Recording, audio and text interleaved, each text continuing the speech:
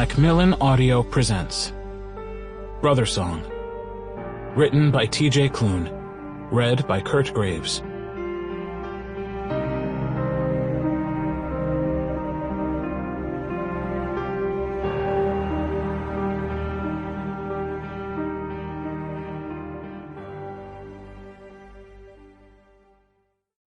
Chapter 1. Gone.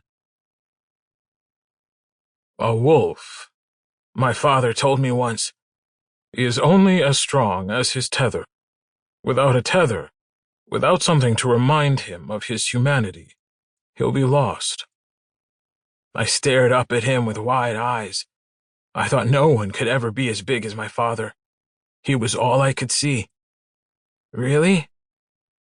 He nodded, taking my hand. We were walking through the woods. Kelly had wanted to come with us, but Dad said he couldn't. Kelly cried, only stopping when I told him I'd come back and we'd play hide and seek. You promise? I promise. I was 8 years old. Kelly was 6. Our promises were important. My father's hand engulfed my own, and I wondered if I would be like him when I grew up. I knew I wasn't going to be an alpha.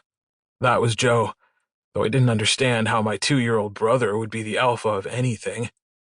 I'd been jealous when my parents told us Joe would be something I could never be, but it had faded when Kelly said it was okay, Carter, because that means you and me will always be the same. I never worried about it after that. Soon, my father said, you'll be ready for your first shift. It'll be scary and confusing, but so long as you have your tether, all will be well. You'll be able to run with your mother and me and the rest of our pack. I already do that, I reminded him. He laughed. You do, don't you? But you'll be faster. I don't know if I'll be able to keep up with you. I was shocked. But you're the alpha of everyone. I am, he agreed. But that's not what's important. He stopped under a large oak tree. It's about the heart that beats in your chest. And you've got a great heart, Carter. One that beats so strongly that I think you might be the fastest wolf who ever lived. Whoa, I breathed. He dropped my hand before sitting on the ground, his back to the tree. He crossed his legs, motioning for me to do the same. I did so, and quickly, not wanting him to change his mind about how fast I would be. My knees bumped his as I mirrored his pose.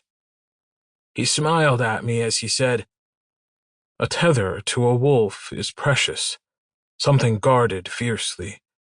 It can be a thought or an idea, the feeling of pack, of home. His smile faded slightly. Or of where home should be. Take us, for example. We're here in Maine, but I don't know if that's our home.